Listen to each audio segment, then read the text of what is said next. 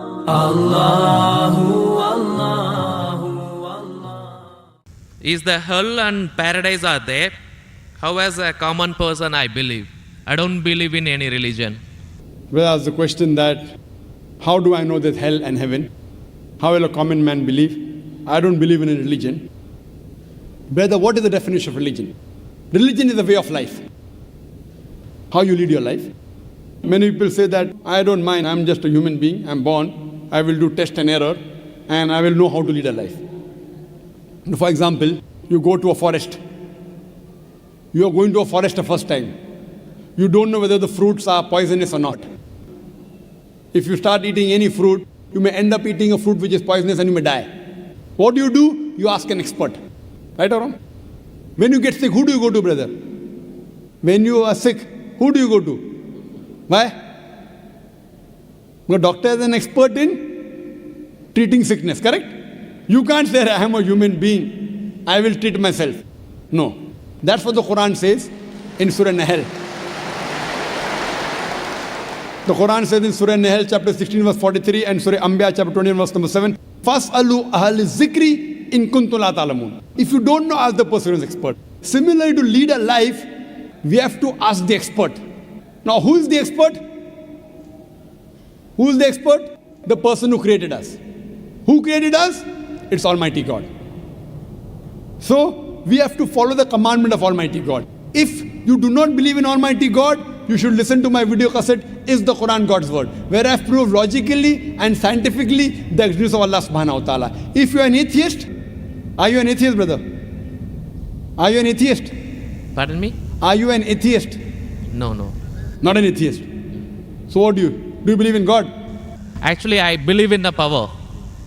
But Fine. That means you believe in God. You I want to call believe- it power, you want to call it supernatural, you believe in God. it's like I believe something. Something. but You that don't is- know the name. That name is God. You may call it power, you may call it anything. If you don't believe in God, then you listen to my video cassette, Is the Quran God's Word? If you don't know who that power is, yet you listen to my cassette, Is the Quran God's Word? Where I have proven scientifically, undoubtedly, existence of Allah subhanahu wa ta'ala, and the Quran is the word of Almighty God. Now coming to your question. If you say about power, that means you believe in a religion. Because religion, by definition, according to Oxford Dictionary, religion means a belief in a supernatural controlling power. Power word is there. That means you believe in a religion. Religion, according to Oxford Dictionary, means a belief in a supernatural controlling power, a personal God or gods that deserve obedience and worship. That means you believe in religion, you don't know the definition of religion. So don't say, I don't believe in religion. Religion is English word, brother. Religion is English word. If you open the Oxford Dictionary, it says, religion means a belief in a superhuman controlling power, and you believe in a power. Or a personal God or God that deserve worship or obedience. To know more about that power, you see my video because it is the Quran God's Word. Now coming to your question, basic question, how will I prove that there is hell and heaven? Now if you hear my video cassette, I have proved many scientific aspects in the Quran. If you use science to the Quran, what we come to know that whatever the Quran has said today, 80% can be proved to be 100% correct scientifically. Quran speaks about various scientific facts, which we came to know recently. It speaks about astronomy, it speaks about the spherical nature of the earth, it speaks about the Big Bang, it speaks about the light of the moon is not its own reflected light, it speaks about the water cycle, it speaks about biology, it speaks about botany, it speaks about zoology, it speaks about embryology, all these things. Now, today is the age of science and technology. If we put this test of science to the Quran, what we come to know, 80% whatever the Quran has said is 100% perfectly correct. The balance 20% is ambiguous. Neither right, neither wrong. Out of the 20%, not even 0.01% has been proved to be wrong by scientific fact. It is ambiguous. So what my logic says, when 80% is 100% correct, and not even 0.01% of the 20% is proved wrong, so my logic says that inshallah, even that 20% will be correct. It's a logical belief. I being a medical doctor, Quran speaks about astronomy, embryology, genetics, everything perfect. Then you ask me, brother, you being a doctor, you believe in hell? believe in heaven? You believe in jinn? You believe in life after death? So my logic says, inshallah, even the other 20% in the Quran, which science hasn't reached up to that level. Science cannot prove it. Maybe science will prove 50 years later or 10 years later. But today science hasn't reached that level. So in this way, I believe whatever 20% which science hasn't proved to be right or wrong, inshallah even that will be right. This is one way to prove about hell and heaven. There's another way, simple way, without reading Quran. Brother, I am asking a simple question. Is robbing good or bad? Robbing is good or bad? Robbing is bad. Bad. Yeah. Raping a girl is good or bad? No, bad. Bad.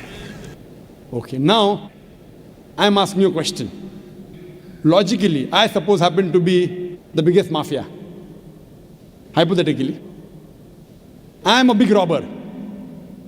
You prove to me logically and scientifically. I am a very logical person. I am a scientific person.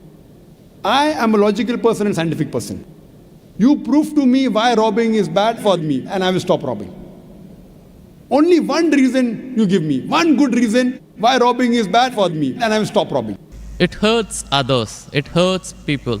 It hurts others. What difference does it make to me? If it hurts, if I rob 1,000 riyal, it is benefiting me. I can see movie. I can go to a 5-star hotel. What difference does it make whether it hurts others? Does it hurt me? I told you, prove to me why it is bad for me, not for others. I am least bothered about the others. Why is it bad for me? When I am robbing 1,000, if it hurts him, no problem. What difference does it make to me? If it hurts somebody else, does it make a difference to me? I can enjoy, I can see movie. I can eat chicken biryani. I asked you, give me one logical reason why it is bad for me, not why it is bad for others. I am a big mafia. I am powerful. I am a scientific person, logical person. Prove to me one good reason, logical, why robbing is bad. I will stop robbing. Come on. Another try, brother. Another try. One more try. Why it is bad? No answer. No answer. Try. There are 20, 30 reasons, 100 reasons you can give. Actually, as you said, the religion means the way of life. Not religion. Why robbing is bad? Tell me. Don't go to religion. No. I'm coming to the point. No, not point. First tell me why robbing is bad. We'll come back to your point afterwards. I'll come to your point afterwards. When that is the way of life. Not way of life. Tell me why robbing is bad according to you. Why it is bad for me, I will stop robbing. Up to me, it hurts others. So, But what difference does it make to me when it hurts others? Does it hurt me? Of course, why it is bad for me, not why it is bad for others. Once we come to the society, we have to face them. Okay, once we come to society, you have to face them. I'm facing them. What's what? Why it is bad for me? The society won't respect us. What difference does it make whether respect or not? I can eat chicken biryani. I can go and see a movie. I can go to a 5-star hotel. What difference does it make to me if society respects or not? Imagine someone respects society. The poor person doesn't have food to eat. He'll be happy? No. You require food to eat or not? You require food to survive? Only society respecting. The person is starving to death. In India, thousands of people are starving to death. What difference does it make? I must give me one good reason why robbing is bad. I stop robbing. Why it is bad for me? Can anyone else help him out? Why robbing is bad? Why robbing is bad?